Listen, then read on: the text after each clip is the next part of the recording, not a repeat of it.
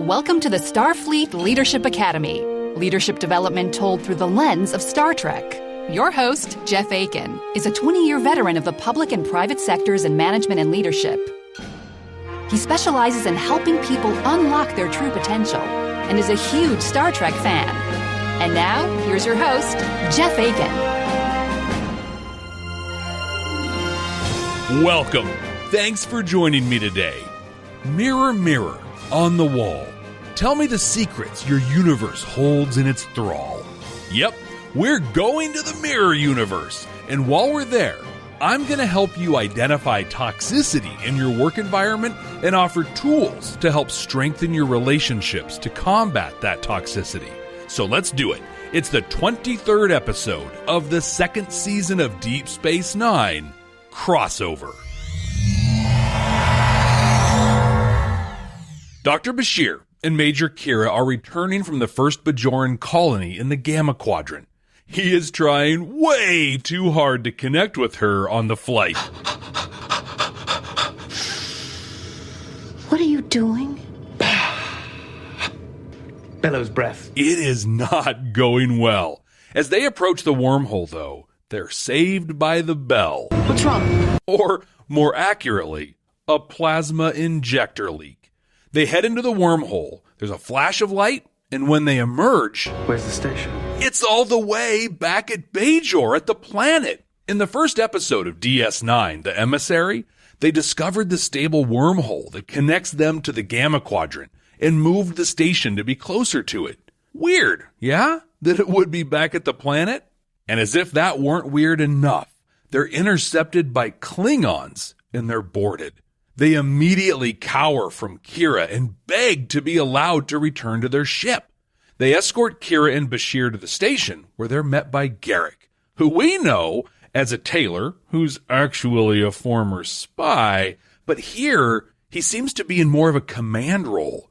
And then, the coup de grace, a more sultry Kira steps up to them. She looks the Kira we know straight in the eye, and with a smile on her face, asks who they are.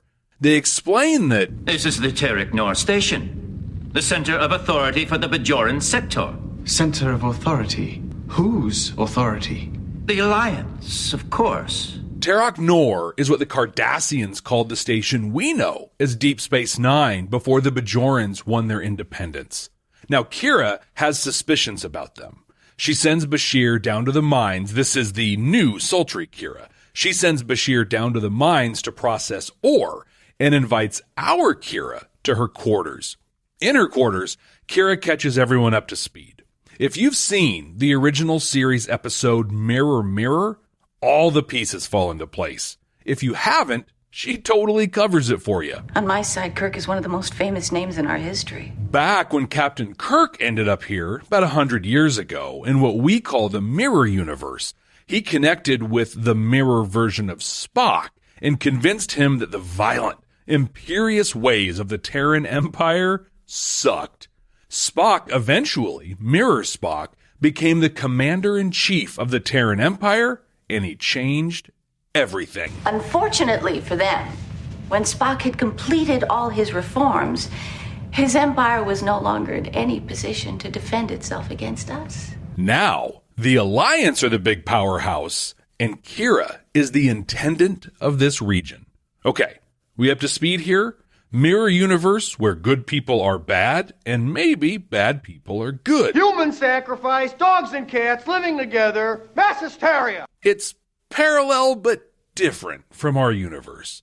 So we have Kira and Garrick in charge of Terok Nor, Odo as the taskmaster in the mines, O'Brien as a scrappy mechanic. It's just a Terran slave, and he's expected to fix things. And we're going to meet a few more people here shortly. Oh, and one more thing. The Alliance have put a protocol in place to be sure that another Kirk and Spock incident doesn't happen. If anyone were to cross over from our universe to the Mirror Universe, You would promptly dispose of anyone who appeared from your side. But Kira loves herself and doesn't want to kill her. They cook up a plan. They're going to try to find a way to get our Kira to return while the Intendant mentors her to be a stronger leader. One catch, though. I will have to kill your friend. Kira advocates for him and appeals to the Intendant's ego to do it. It's really pretty fun. It's like playing poker against yourself. Well, Bashir is really struggling with the ore processing. He tries to befriend this version of O'Brien, but he's cagey. He's not eager to trust. Bashir talks about how Terrence and everyone else has a chance to do great things over on his side, on our side. Like, he gets to be a doctor. Others, like O'Brien, get to be chief of operations. He's interested, but O'Brien is still pretty skeptical. Kira, our Kira, tries drumming up any support she can.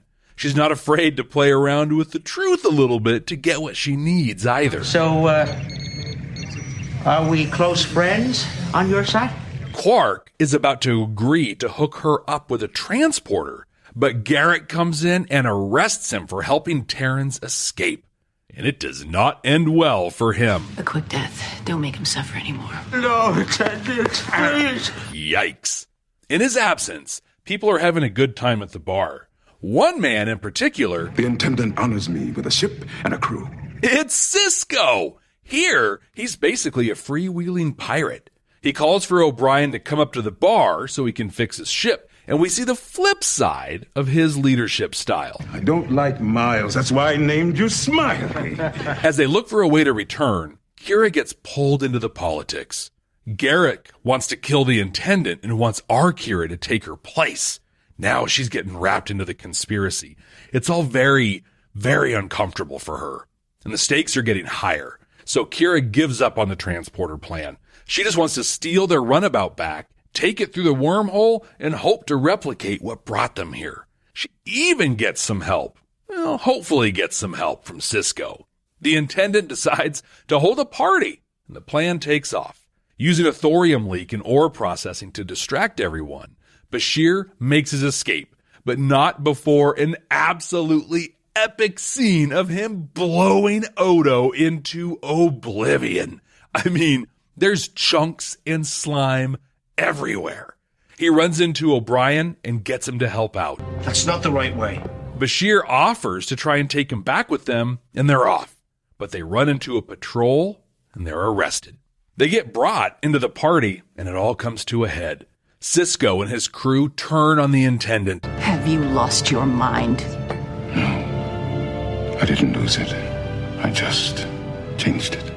They bust our Kira and Bashir out and make for the runabout. Cisco vows to stir up stuff in their absence, and O'Brien joins up with him. The runabout is off and under heavy fire.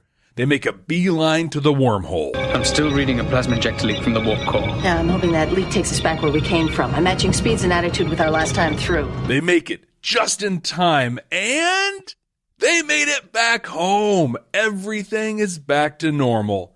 I suppose they file a report or something after all that, but the episode ends with them approaching our Deep Space Nine. What a fun episode. We see an entirely different side from some of our favorites and really get to see Kira let loose. As I record this in 2023, we have gotten a lot of the mirror universe.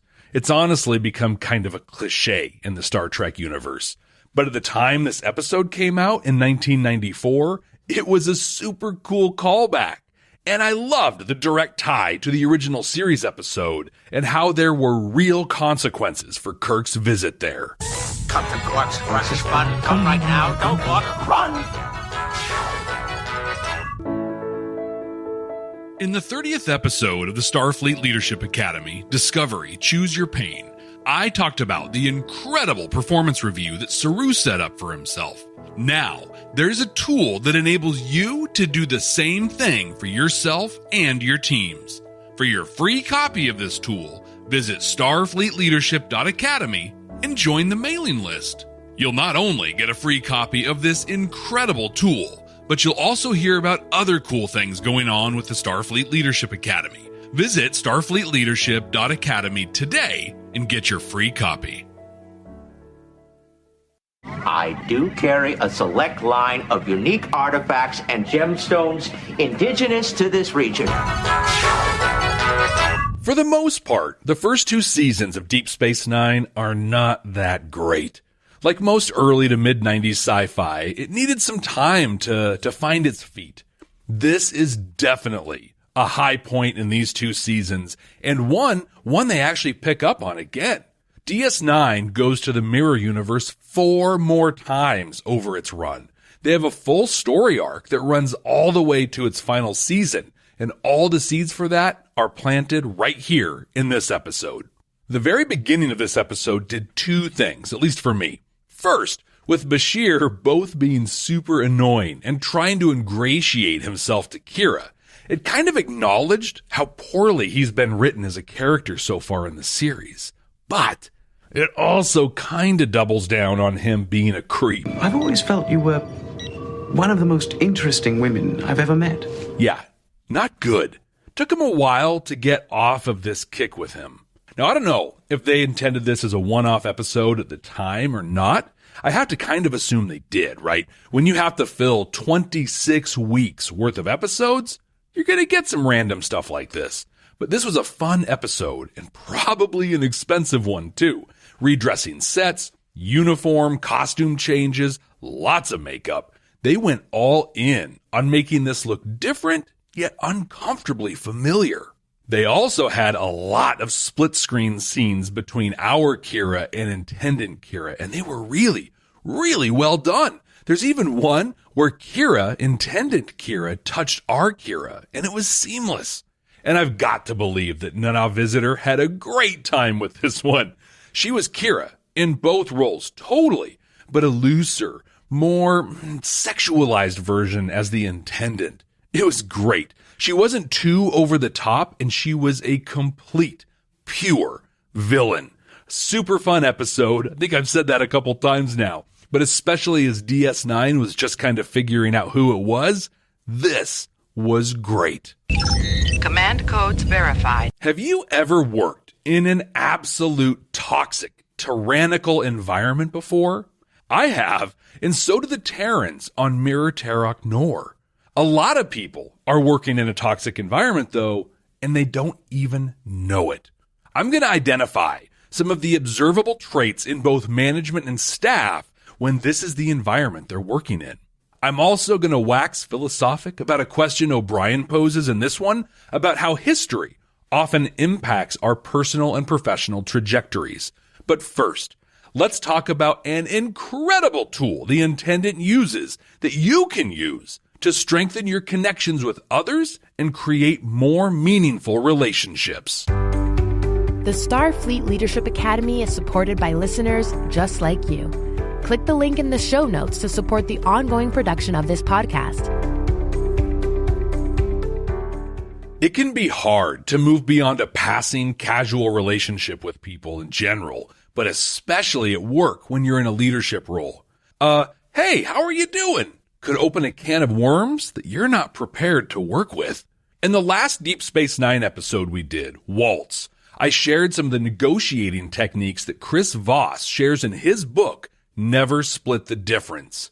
One of those techniques, mirroring, works really well in moving towards more meaningful conversation with people. Like, I'll be honest, I've had people share things with me, personal problems, challenges, even successes, that I simply didn't understand or have a frame of reference for. Often in these situations, we tend to just kind of, nod, maybe say something like, "Oh, that must have been really challenging for you," to try and at least acknowledge what they're sharing.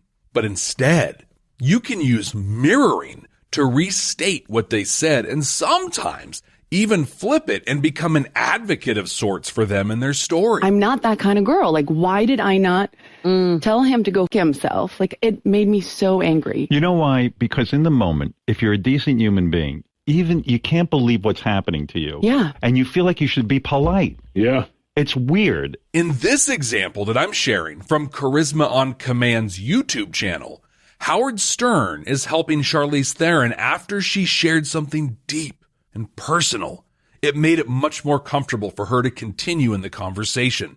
The Intendant actually does this in the episode too. When she's talking to Quark and she wants to be sure that he's guilty of helping Terrans, she says, "You did it because you felt sorry for these Terrans. You hate to see them suffer just as I do." Yes, Intendant. But where would we be without them? Yes, she is being an absolute villain here, like it's filthy and dirty, but the technique still works. When you're talking to the people you work with and you want to move past the surface stuff and actually form a connection, this is a fairly easy and wildly effective tool to use. Mirror back to them what they've said. State it in a way that provides advocacy for them and shows that you're listening and that you're engaged with them. You can gauge the effectiveness of this with their head nodding or their agreement. Sometimes they'll actually start talking faster, more excitedly, because they know that you are hearing them. It's really pretty amazing. But, and this is a big but, do not use this to tell them what they should have done or what you would have done. This is not an opportunity for you to fix their problem or challenge what they did. Today we're going to talk about me. This is a method for listening, for letting the person know that they're being heard. This builds the trust necessary for you to possibly, eventually, maybe help them fix or solve problems. But when employing this, you should be using the word you and not the word I. Stuff like, yeah, you didn't know who to call. You didn't know what to do. You did the first thing that you could think of. Not, I would have called this person instead. Or, I totally would have opened the door first, or whatever. I want you to practice this with someone you trust, a partner, spouse, maybe a colleague.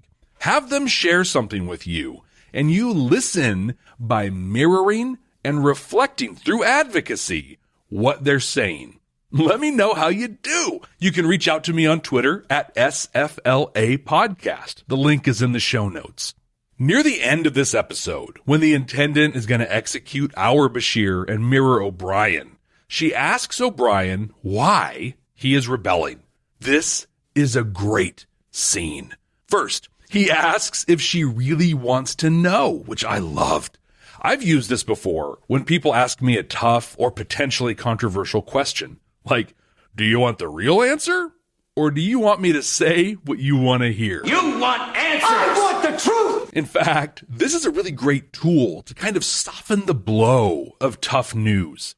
Someone asks you a tough question, and you answer like this, and they immediately know they're about to hear some not so good news. And interestingly, I don't think anyone has ever responded to me that they want to hear what they want to hear, right? Like, they want the real story. This is another cool tool that you can hold on to. Well, when the Intendant, like everyone else, says that she really wants to know, O'Brien tells her. He says that life as a Terran sucks, and even if everything Bashir has been telling him is a lie, it makes him believe there has to be something better out there than this. But he drops a line here. It started me thinking how each of us might have turned out if history had been just a little different. Wow. Think about that for a second, or a minute, or honestly, for weeks and months on end. What are we other than the culmination of our history? For every brilliant scientist, artist, musician, or even leadership podcaster out there, how many others are out there that outshine their brilliance? But we will never know because they're born in the wrong zip code or country or whatever. Maybe the most brilliant quantum physicist to ever exist is alive right now at this very moment, enslaved in a diamond mine, just trying to imagine a sliver of what a moment of peace might look like. To me, this should be one of the highest aims of any DEI initiative, to allow each individual person to contribute their true gifts and talents. In this episode, we see O'Brien squandered as a tinkerer, when in the Prime universe, our O'Brien is an outright miracle worker. Certainly, sir. How else can I keep my reputation as a miracle worker? Wouldn't the Alliance and the entire mirror universe benefit from him being able to bring all of his talents and potential forward? It's like the Intendant is holding on to $1 billion, but won't even see it because she doesn't like where it came from or what kind of luggage it's packed inside of. When I grew up as a kid, I was in the capital city of Oregon, Salem, or So Lame as I christened it. Salem, like a lot of government centers, is at its core a mill town. Like the big industry in town is the mill, and that's where everyone ends up working. Well, in Salem and other government centers, the mill is a group of white marble buildings downtown with old 70s style signs on them that say Department of this and Department of that. All very official and a lot cleaner than most actual mills. But the same concept applies. Because of your history, you often end up working in the same space as your family and those who've come before you. Like, for me, my grandma and grandpa worked for the government. My mom did, my dad did, my aunt did, and yep, eventually I did too. My father has it. I have it. My sister has it. Now, if I grew up just 1 hour north in Portland, the economic center of Oregon and one of the biggest cities on the West Coast, would I have worked for the government? Well, maybe, maybe not. But the point is, it was my history that played a huge role in leading me to work there. I mean, I honestly resisted working there for a long time, but it was the place to work and the thing to do when you grew up in the capital city. So think about you and think about the people you work with. Where would you be if your history was just a little bit different? And then use that thought, use that energy to shape your work culture, your approach to accommodations, your approach to recruiting, retaining, and promoting people.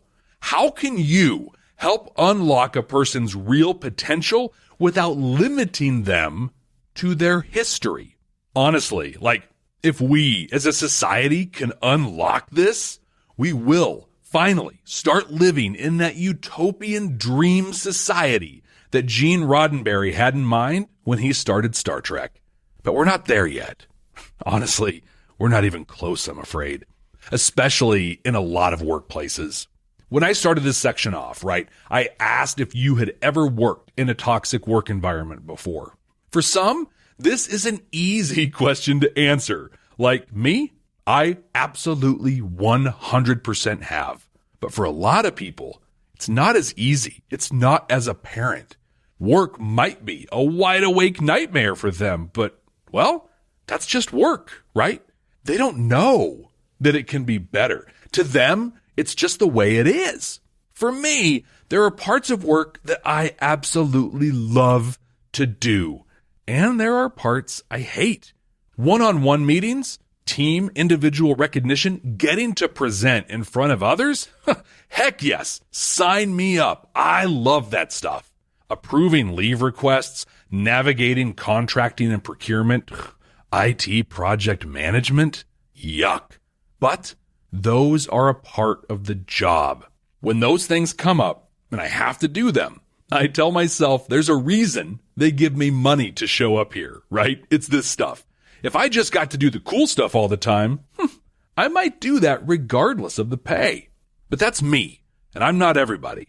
For others, every single part of their job might be something they'd rather not do, but they need the money, so they do it. And as we've all been told most of our lives, right? We gotta do what we gotta do. Well, me, I say wrong. First, let me talk about what a toxic work environment looks like. You can often tell by the things your managers or leadership says, but you can also tell by the things the people you work with say. After I describe that, though, don't worry, I do have a light at the end of the tunnel for you. I have a path out of that toxicity, but it's not an easy one. So let's get into it. First, the obvious terrible environments. Hopefully, if you are working in a place like this, you know it's bad and you're already working towards what I'll bring up shortly. If not, maybe this description will flip a switch for you and you'll see that you should not be treated like this. When I was a senior in high school, I washed dishes at a buffet. I've shared some great stories about this job, but it didn't start out so amazing. My eventual dream manager, Jason, who I talk about in detail in the 6th episode of the Starfleet Leadership Academy, TOS's Where No Man Has Gone Before. Back then, he was just an assistant manager. The general manager at the time when I started was this dude named Robert. Oh, it's been like almost 30 years, and I still remember this guy, and not for anything good. Let me paint the picture. I'm 17 years old. My hair is a little longer than shoulder length. I wear Rush and Metallica t-shirts every day. And I'm just marking time till I ship out for the Navy after I graduate. My job is to wear a plastic apron, hairnet, and ball cap to wash dishes with an awesome group of people that don't speak 2 words of English. There is nothing glamorous here at all. Now, quick tangent. I would love to have this job again. Fun, no pressure. Honestly, it was great. Except for my boss, Robert. There was a company policy on hygiene that said we all needed to be well groomed and clean when we came to work, essentially, something like that. Well, his interpretation of that included a fresh shave. Now, you could have facial hair, but it needed to be clean and all that. Me, I was 17, so I had a borderline offensive goatee going on. When I'd show up to work, he would run his finger up my neck, and if there was stubble, which there usually was, he'd reach into his pocket, pull out one of those disposable Bic razors that he kept on hand. He kept them in his pocket, and he'd tell me to go to the restroom and clean up. There was no shaving cream, no soothing aftershave. Nope.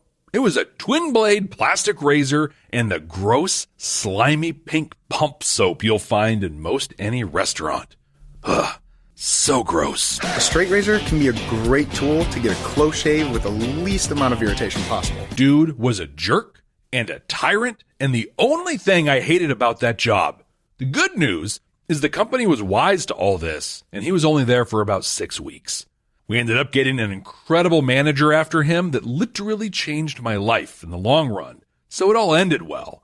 But if you're working for a person like this, newsflash, you work in a toxic environment. Here's your sign. But then there are the ones that aren't so apparent. The ones where you show up every day, you don't love it, and things don't seem quite right. But hey, this is the way things are. Here's a huge red flag in environments like this. You see a thing that could be done better, or you question a decision from leadership that doesn't actually improve anything, right? So far, so good. Yeah, like this happens.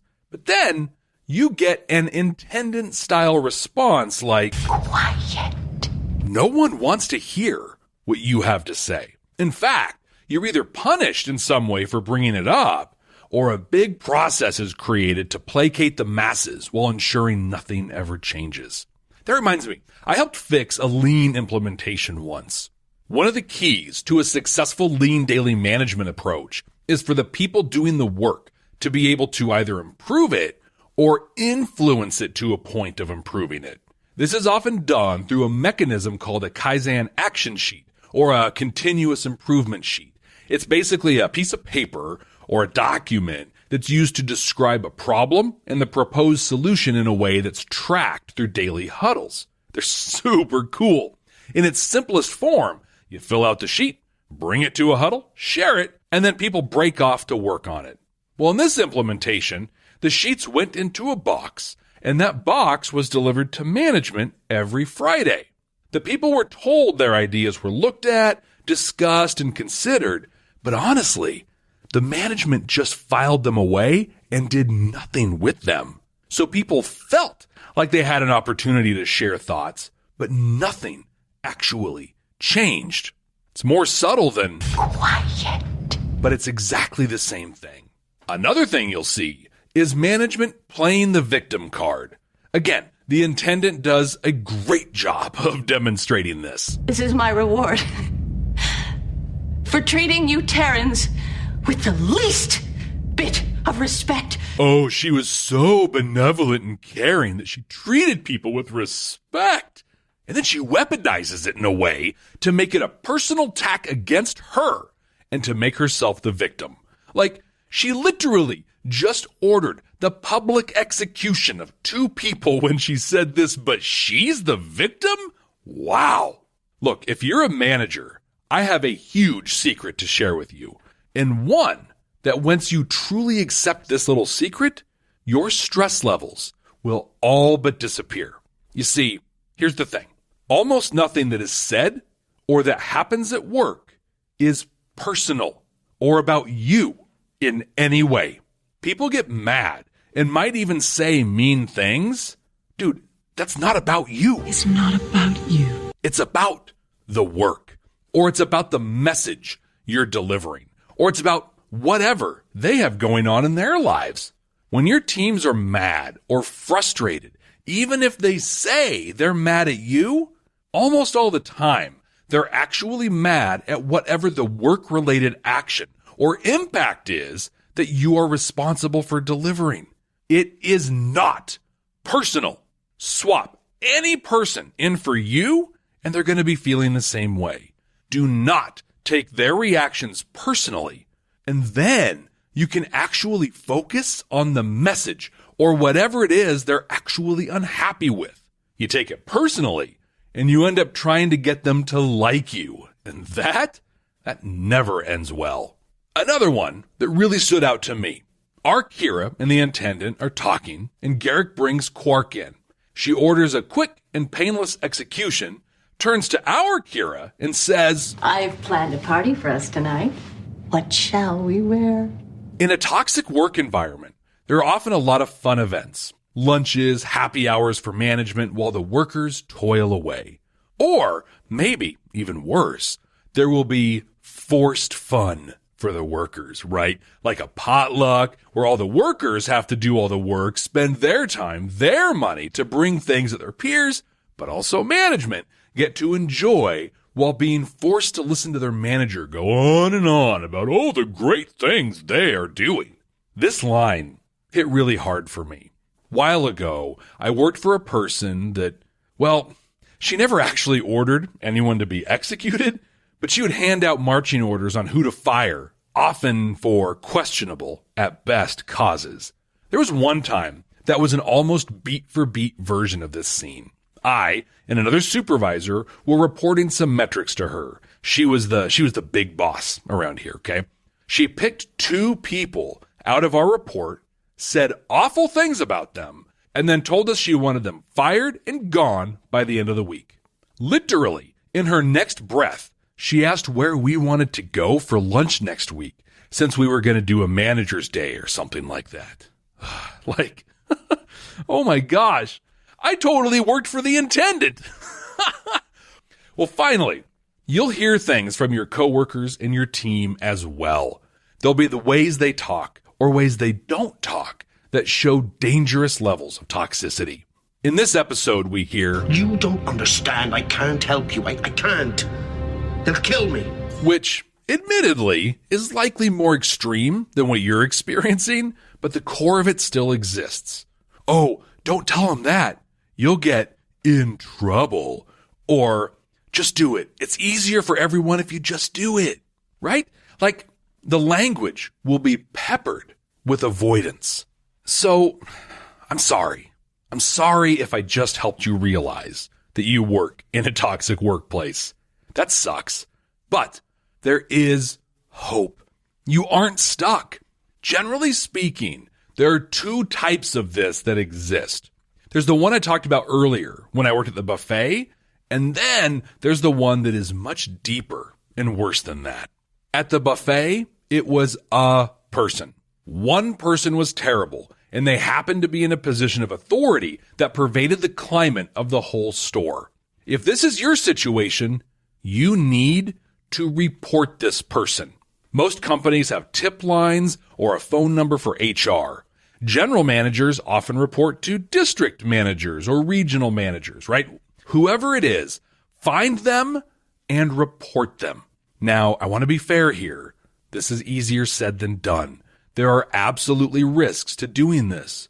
Most companies have policies against retaliation, but let's be real for a second, right? What's a policy other than words maybe printed on paper? There's absolutely a risk to making this report. But if your company follows its policies and carries through on what most say they will do, this will be a big step in changing the environment. The other version of this option is to make a group complaint. If others feel the same way, either encourage them to also make reports or come together and report as a group. If you choose this path, though, I will caution you, anonymity rarely fixes problems like this. Me and 15 other people, or, hey, a lot of us have been talking, and no, it has to be transparent. Names and faces matter. I'll tell you, as someone that has received reports like this before, I tend to put less stock in this group of 8 of us kind of reports than ones with specifics. Like, how do I know you aren't just saying there are more of you? What if I need more info? Exactly who is they? Now, I get it, and I agree. There should always be a safe place for people to report things anonymously. But one person coming forward and speaking on behalf of a supposed group will never be as influential or impactful as a group of actual people coming forward. But what if your report isn't acted on? Or what if it's the second category, where the toxicity is just part of the fabric of the organization? Well, and this is a lot easier said than done too, but the answer here is leave. Find a different job. Only you can control what does and doesn't happen to you. So control this situation and leave. I've shared stories from a toxic workplace I was in before. I remember when I decided to leave one of them. I'd been applying and interviewing, taking vacation time, paid time off to cover my tracks. But one finally hit. Like, they wanted to hire me. But they wanted to talk to my current employer first. Oh, I was terrified. The second he knew, my boss knew I was looking, he would make my life a nightmare. But I had to leave. So I gave him his contact info.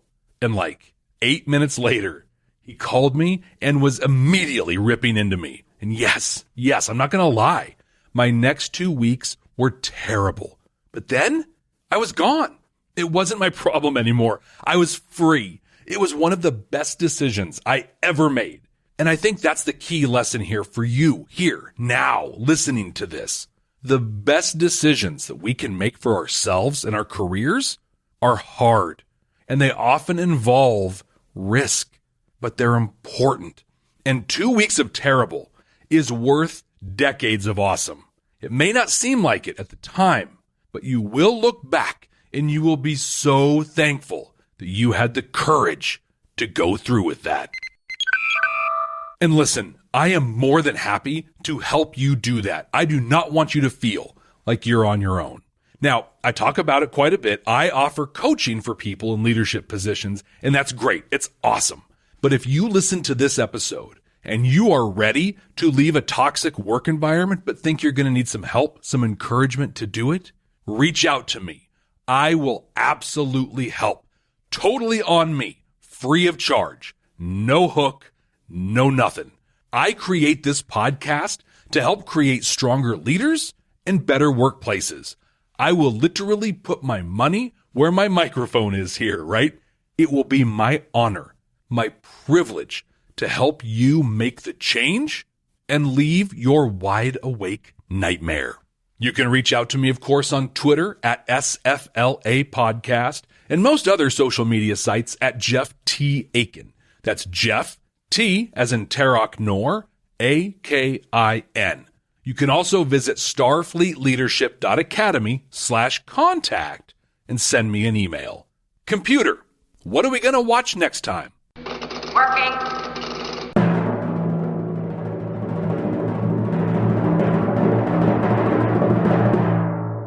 The 5th episode of the 3rd season of The Next Generation, The Bonding. This is the first Star Trek episode ever written by Ron D. Moore, who'd go on to be a core part of DS9 and even launch the epic rebooted Battlestar Galactica. But this one is kind of a Worf episode, and it's also a Troy episode. Worf takes a child that's just lost their mother under his wing, leading to a fascinating examination of the human spirit.